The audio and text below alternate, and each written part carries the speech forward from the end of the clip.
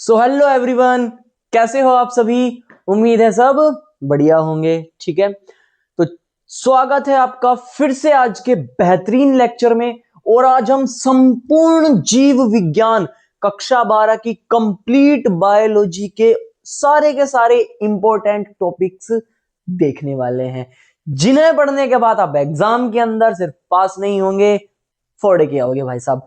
ठीक है, तो आज के लेक्चर के बाद बहुत सारे इंपॉर्टेंट टॉपिक्स देखने के बाद आपके एग्जाम में मैं पहले ही बता देता हूं 40 से 50-55 नंबर कहीं नहीं गए भाई, आराम से आ जाएंगे। ठीक है, चैप्टर वाइज हम सारे के सारे इंपॉर्टेंट टॉपिक्स को लेके चलेंगे। तो विदाउट टाइम वेस्टिंग, वीडियो ज्यादा लंबा ना बने इसलिए स्टार्ट करते हैं। चलिए पहला जो चैप्टर है आपका उसका नाम है पुष्पी पादपों में लैंगिक जनन। ठीक है, अब इसके अंदर जो सबसे पहले वाला पॉइंट है, मोस्ट इंपॉर्टेंट है, वह है पुष्प व इसके भाग। पुष्प व इसके भाग का सचित्र वर्णन, यानी कि चित्र की सहायता से पूरे इसके भागों का और इसका वर्णन करना आपको, किसका? पुष्प का। ठीक है, ओके सर दूसरा इंपॉर्टेंट पॉइंट है इसमें हमारे पास, वो है परागण। ठीक है ना, परागण दो प्रकार का होता है, स्वपरागण और परपरागण। इसके साथ साथ उनकी लाभ व हानियां, परागण व इनकी लाभ हानियां।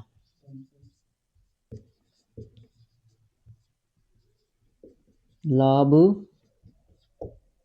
हानियां मैं एक बार चेक कर लेता हूं कवर हो रहा है क्या।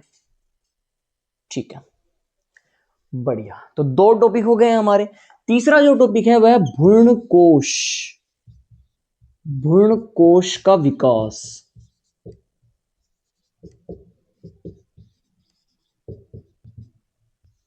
तीसरा टॉपिक है। इसी के अंदर जो हमारा फोर्थ टॉपिक है, चौथा टॉपिक है, वह है भ्रूण कोश व भ्रूणपोष में अंतर। भ्रूणपोष में अंतर। बस यही हमारे इस चैप्टर के सबसे मोस्ट इंपॉर्टेंट टॉपिक है। ये यहां पे भ्रूणकोश है, भ्रूणकोश व भ्रूणपोष में अंतर। ठीक है, इसके अलावा अगर हम चित्र डायग्राम की बात करें, वो मैं आपको लास्ट में बताऊंगा कि किस किस चीज के आपको डायग्राम बना के जाने हैं, क्योंकि डायग्राम भी पेपर के अंदर आते हैं। ठीक है, तो फटाफट से आप इसका स्क्रीनशॉट ले लीजिए। चलिए दूसरे वाला जो चैप्टर है वो है मानव जनन। और मानव जनन में जो सबसे पहले वाला टॉपिक है, जो मोस्ट इंपॉर्टेंट है, वो आपको नर जनन तंत्र व मादा जनन तंत्र का सचित्र वर्णन करके जाना है, सचित्र वर्णन पढ़ के जाना है। ठीक है, पहले वाला हो गया हमारे पास नर व मादा जनन तंत्र। मादा जनन तंत्र, ठीक है, पूरा का पूरा पढ़ के जाना है। सेकंड वाला जिसके अंदर मोस्ट इंपॉर्टेंट टॉपिक आता है वो है मेरे पास युग्मक जनन।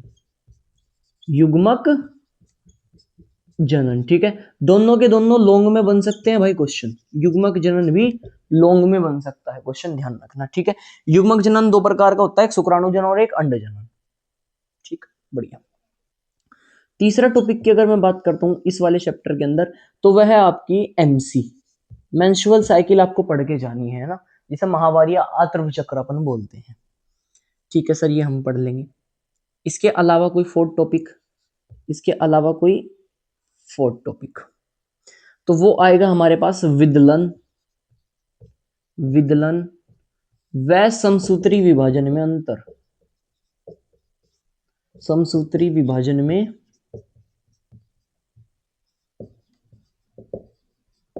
अंतर। ठीक है, काफी बड़े चैप्टर हैं भाई, सबसे ज्यादा इन्हीं चैप्टर्स में से आता है। पांचवा टॉपिक जिसके अंदर आपको पढ़ के जाना, वो पूरा का पूरा अपरा आपको पढ़ के जाना है, अपरा। ठीक है, इसके कार्यवार्य सब, अपरा के कार्य भी आपको साथ में पढ़ के जाने हैं। ठीक है, बढ़िया। तो यही हमारे पास काफी इंपॉर्टेंट टॉपिक्स हैं इसके बाद कोई नहीं है। निषेचन से पूर्व की घटनाएं भी आप एक बार पढ़ के जा सकते हो, देख के। बढ़िया, फटाफट से इसका स्क्रीनशॉट ले लो। जो अगला पार्ट है वो है हमारा पास जनन स्वास्थ्य। ठीक है, इसके अंदर आपको जनन संबंधी कुछ बीमारियां पढ़ के जानी है, 2-3 जनन संबंधी बीमारियां। जनन संबंधी रोग। ठीक है, दूसरे वाला जो टॉपिक है इसके अंदर हम उसके बाद में बात करें तो सर दूसरा है जनसंख्या विस्फोट। जनसंख्या विस्फोट। ठीक है, इसके कारण भी आपको पढ़ने हैं और निवारण भी पढ़ने हैं, निवारण भी आपको इसके पढ़ने हैं। ठीक है, बढ़िया। तीसरा टॉपिक आपको इसके अंदर जो पढ़ के जाना है वो है आपको आईवीएफ। आईवीएफ, बस इस चैप्टर के अंदर सिर्फ ये 3 इंपॉर्टेंट टॉपिक है। अगले वाला हम बात करेंगे दूसरी यूनिट की जो मेंडल भैया से रिलेटेड है। फटाफट इसका स्क्रीनशॉट ले लो। चलो मैं सेकंड यूनिट के जो 2-3 चैप्टर हैं सबका एक साथ बता देता हूं कि क्या क्या इंपॉर्टेंट टॉपिक्स है, सारों के एक साथ।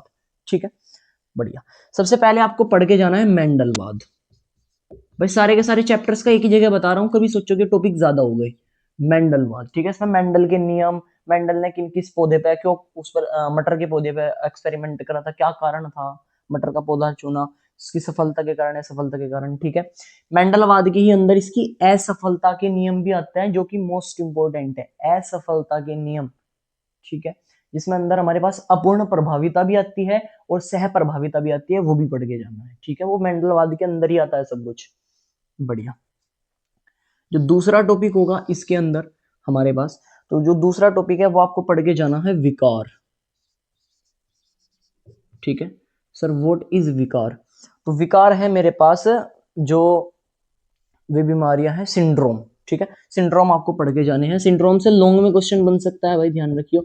और सिंड्रोम के अंदर भी जो लैंगिक सिंड्रोम है, ठीक है, जैसे टर्नर सिंड्रोम होगा, क्लाइनफेल्टर सिंड्रोम होगा, वो दोनों आपको पढ़ के जाने हैं, टर्नर सिंड्रोम और क्लाइनफेल्टर सिंड्रोम। ठीक है सर, वो हम कर लेंगे। तीसरे वाले की अगर हम बात करते हैं, तीसरे वाला जो हमारा इसके अंदर मोस्ट इंपॉर्टेंट टॉपिक होगा वो होगा हमारे पास सह प्रभावित। सह प्रभावित तो उसके अंदर आ गया मेंडलवाद के अंदर। नेक्स्ट हमारे पास होगा वो होगा डीएनए व आरएनए। ठीक है, पूरा डीएनए आपको पढ़ना है, आरएनए और इनमें अंतर, मेन है अंतर। ठीक है, ध्यान रखियो अंतर, अंतर। इसके बाद जो आपको अगला टॉपिक पढ़ना है वो है अनुलेखन व अनुवादन। अनुलेखन व अनुवादन। ठीक है, इसमें जो ये पांचवा है ये काफी इंपॉर्टेंट है, इसके आने के चांसेस बहुत ज्यादा हैं। जो पांचवा टॉपिक है आपका वो है आनुवंशिक कूट। आनुवंशिक कूट, जिसे हम जेनेटिक कोड बोलते हैं, जेनेटिक कोड। ठीक है, टोटल 64 प्रकार के होते हैं हमारे पास, ये आपको करके जाने हैं। बढ़िया, फटाफट से इसका स्क्रीनशॉट लो, मैं और टॉपिक्स लिख रहा हूं फिर। जो अगला टॉपिक है, नेक्स्ट टॉपिक, वो है मेरे पास सहलगनता। ये भी काफी खास है भाई। ठीक है, आरेख की सहायता से आपको सहलगनता पूरा पढ़ के जाना है। इसके अंदर आपका एक तो वर्णानुता आता है और एक हीमोफीलिया, दोनों की आपको आरेख बना के जाना है, वक्र बना के जाना है। ठीक है, अच्छे से, बढ़िया। सारे के सारे टॉपिक में एक एक करके पढ़ा भी दूंगा, आज जौन सा आपको पढ़ना है वो आप कमेंट करके मेरे को बता देना। नेक्स्ट वाला जो फाइनल टॉपिक है वो है हमारे पास विकास का प्राकृतिक चयन। विकास का प्राकृतिक चयन, प्राकृतिक चयन के आधार पर विकास आप कैसे समझोगे? ठीक है, ये आपको पूरा करके जाना है, विकास वाले पार्ट से। एक टॉपिक इसमें अगर आप और ऐड करना चाहो वह है डार्विन व लेमार्क का ये तो छोड़ो, मिलर का प्रयोग पढ़ना भाई, मिलर का प्रयोग। ठीक है, पूरी की पूरी यूनिट इन्हीं 8 टॉपिक में मैंने फिनिश कर दी, पूरी की पूरी टॉपिक, पूरी की पूरी यूनिट। ठीक है ना, और ये यूनिट एग्जाम के अंदर भाई कम से कम ऐसे मान के चलो 15 से 18 नंबर की आती है, 15 से 18 नंबर की आती है। अगर आप इतना करके जाओगे तो आराम से क्लियर कर दोगे सारी चीज को। स्क्रीनशॉट ले लो। तो चलिए बात करते हैं थर्ड यूनिट की, कि सर थर्ड यूनिट में कौन कौन से इंपॉर्टेंट टॉपिक्स हैं। इसका जो सबसे पहले वाला है वो है मलेरिया, जो कि 100% आपको मिलेगा ही मिलेगा, मलेरिया। और इसका जो परजीवी है उसकी आपको जीवन चक्र भी पढ़ के जाना है, मलेरिया और इसका जो परजीवी है उसका आपको जीवन चक्र भी पढ़ के जाना है विद आरेख। ठीक है, मिलेगा भाई आपको, ये तो एग्जाम के अंदर मिलेगा 100%। ठीक है, मोस्ट इंपॉर्टेंट है, इसमें 1% का भी इधर उधर नहीं है, आएगा ही आएगा। दूसरा जो आपको पढ़ के जाना है वो पढ़ के जाना है अमीबिएसिस। जो बीमारियां हैं उनके बारे में बता रहा हूं मैं, अमीबिएसिस, बिएसिस। ठीक है, हो जाएगा सर। रोग है फाइलेरियसिस, फाइलेरियसिस।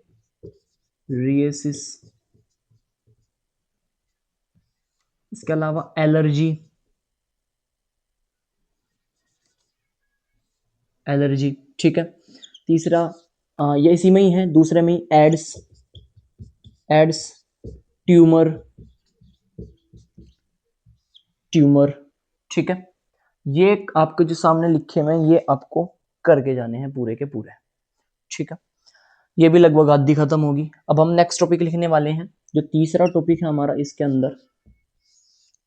तीसरा टॉपिक आपको पढ़ के जाना है हमारे पास, जो हमारी प्रतिरक्षा है वो पूरा। प्रतिरक्षा से 100% क्वेश्चन आएगा, ये भी फिक्स है। प्रतिरक्षा से भी 100% क्वेश्चन आएगा, ये भी फिक्स है। तो प्रतिरक्षा आपको पढ़ के जानी है। प्रतिरक्षा में 4 प्रकार के होते हैं, जैसे बैरियर हुआ करे, वो सब करके जाने हैं आपको। ठीक है, इसका प्रतिरक्षा अणु का चित्र भी बनाना है, चित्र भी बनाना है। चित्र मैंने बोला था आपको, चित्र में लास्ट में बताऊंगा, मैंने ये भी बता दिया कि प्रतिरक्षा का चित्र भी आपको बना के जाना है। तो देख लीजिए फटाफट से, पूरी की पूरी यूनिट ये भी खत्म हो चुकी है आपकी, सिर्फ इन्हीं 3 टॉपिक में, सिर्फ 3 टॉपिक में। तो चलिए 4th यूनिट की बात करते हैं, और 4th यूनिट हमारी काफी खास है। ठीक भाई, क्यों? क्योंकि इसमें हम पुनर्योगेज डीएनए तकनीक के बारे में पढ़ते हैं, सब कुछ उसी के बारे में ही बताया हुआ है। ठीक है, जीन चिकित्सा, ये सब जो हर साल आते हैं, बेटी फसल, बेटी कपास, ये सब तो छोटे छोटे से टॉपिक्स हैं इसके अंदर। उसमें अगर सबसे बड़े वाला टॉपिक देखा जाए तो सबसे बड़ा जो टॉपिक है वो है मेरे पास डीएनए पुनर्योगेज तकनीक, डीएनए पुनर्योगेज तकनीक। ये थोड़ा सा बड़ा टॉपिक है, ये आपको करके जाना है। ठीक है, इसे जेनेटिक इंजीनियरिंग भी बोलते हैं, जेनेटिक इंजीनियरिंग भी बोलते हैं। ठीक है, दूसरा इसमें एक छोटा सा टॉपिक है जिसे बोलते हैं आणविक कैंची, आणविक कैंची, ये आपको करके जाना है। ठीक है, रेस्ट्रिक्शन एंजाइम इसे इंग्लिश में बोलते हैं, रेस्ट्रिक्शन एंजाइम एक तरीके की, उसे आणविक कैंची बोला जाता है, ये करके जाना है। इसके अलावा आपको बीटी फसल, बीटी फसल, बायोपायरेसी, ये छोटे छोटे से टॉपिक है, बीटी फसल, बायोपायरेसी, बायोपायरेसी, ये भी आपको करके जाने हैं। ठीक है, ये छोटे से टॉपिक है, 2-2, 3-3 नंबर में जो पूछे जाते हैं। ठीक है सर, तीसरा टॉपिक की अगर हम बात करते हैं तो इसके बारे में हम बात करेंगे कि भैया जो जीन चिकित्सा है, ठीक है, जीन चिकित्सा ये काफी खास है, इससे भी 95 या 99 के आसपास आप चांस मान के चलो आएगा। जीन चिकित्सा, जीन चिकित्सा, ठीक है सर, ये भी हम कर लेंगे। ठीक है, इससे एक बीमारी का इलाज होता है, जो SCID थी, सबसे पहली बीमारी, सबसे पहले इलाज किया गया था जब इसका उपयोग किया गया था, जीन चिकित्सा का, वो भी आपको इसमें पढ़ के जानी है। ठीक है सर, ये हम कर लेंगे। इसके अलावा इसमें सुनहरे चावल हैं, है ना, जैसे सुनहरे चावल, ये भी लिख देता हूँ, छोटा सा टॉपिक है, सुनहरे चावल, ये सब क्या होते हैं, बहुत छोटे छोटे टॉपिक हैं इसके अंदर। ठीक है, एक जो खास है वो क्या है, ये टॉपिक है, ये काफी खास है कि कृषि व चिकित्सा, कृषि व चिकित्सा में, कृषि व चिकित्सा में बायोटेक्नोलॉजी यानी कि जैव प्रौद्योगिकी, जैव प्रौद्योगिकी, जैव प्रौद्योगिकी का अनुप्रयोग, का अनुप्रयोग, ये भी पूरा का पूरा आपका यूनिट खत्म हो चुकी। ठीक है, इस यूनिट के अंदर भी सिर्फ 4 ही मेन टॉपिक्स हैं, ये बहुत छोटे छोटे टॉपिक्स हैं, बड़े इसमें 2 ही टॉपिक है, एक तो है आपका डीएनए पुनर्योगेज तकनीक और दूसरा है कृषि व चिकित्सा में जैव प्रौद्योगिकी का अनुप्रयोग। यही थोड़े से बड़े टॉपिक है और काफी इंपॉर्टेंट टॉपिक है, ठीक है। तो इन्हें भी पढ़ के जाना। और अब आपकी बचती है सिर्फ लास्ट यूनिट, जो है आपकी 5वीं यूनिट है। तो चलिए उसके बारे में बात करते हैं। फटाफट आप इसे उतार ले। तक आ ही गए हो तो लाइक भी करके जाओ भाई, है ना, सब्सक्राइब भी कर लो फटाफट से। और केमिस्ट्री के बारे में भी मैंने बताया हुआ है, केमिस्ट्री के बारे में बताया हुआ एक प्ले लिस्ट है भाई, 2 घंटे 40 मिनट के या 3 घंटे के आसपास की, पूरी देख लो। उसमें सब कुछ पढ़ाया गया है, ठीक है ना। प्ले लिस्ट उसमें 19 से 20 वीडियोस है, उसमें टॉपिक्स नहीं है, टॉपिक्स तो बता ही रखे हैं, उसके अलावा पढ़ा भी रखा है। तो उन्हें अगर आप करके जाओगे तो वही 40 50 55 नंबर आराम से आ जाएंगे, ठीक है। पढ़ के देखो एक बार। ये नहीं बोल रहा हूँ कि सब्सक्राइब अभी कर लो, बाद में कर देना जब पेपर हो जाएगा, लेकिन करके जरूर जाना, ठीक है ना, क्योंकि पता चलना चाहिए भाई, इसका फल भी तो मिलना चाहिए। चलिए, तो अंतिम यूनिट बचती है जो है हमारी 5वीं यूनिट। और इसमें भी सिर्फ 3 4 टॉपिक्स ही हैं, जिसे अगर आप कर लोगे आराम से पूरी की पूरी यूनिट खत्म हो जाएगी, ठीक है। तो जो सबसे पहले वाला टॉपिक है, ये आपको पढ़ के जाना है पेपर के अंदर, वो खाद्य श्रृंखला है भाई, खाद्य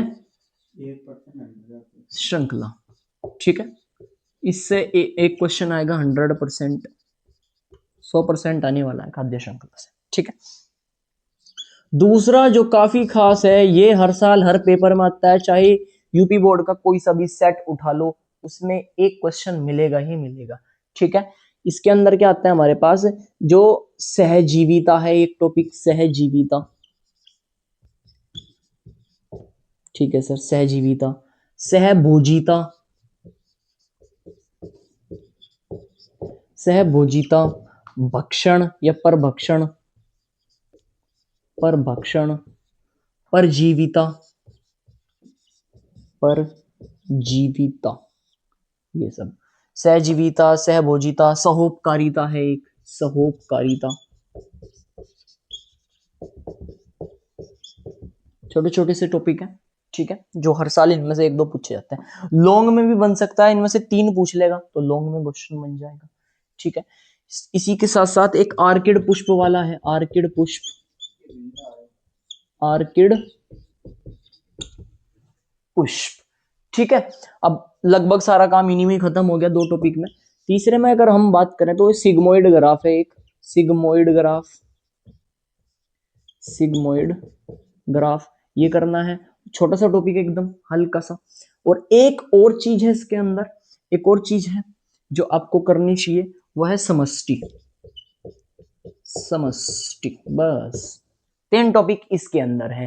तो भाई उम्मीद है ये टॉपिक ज्यादा नहीं है भाई, 3 टॉपिक इसमें हो गए, 3 इससे पिछड़ने वाली यूनिट में थे, 4 उससे पिछड़ने वाली यूनिट में थे, 3 3 6 4 10, उससे पिछड़ने वाली थोड़ी बड़ी बड़ी है, उनमें थोड़े ज्यादा है। तो ओवरऑल 20 या 22 के आसपास टॉपिक्स है।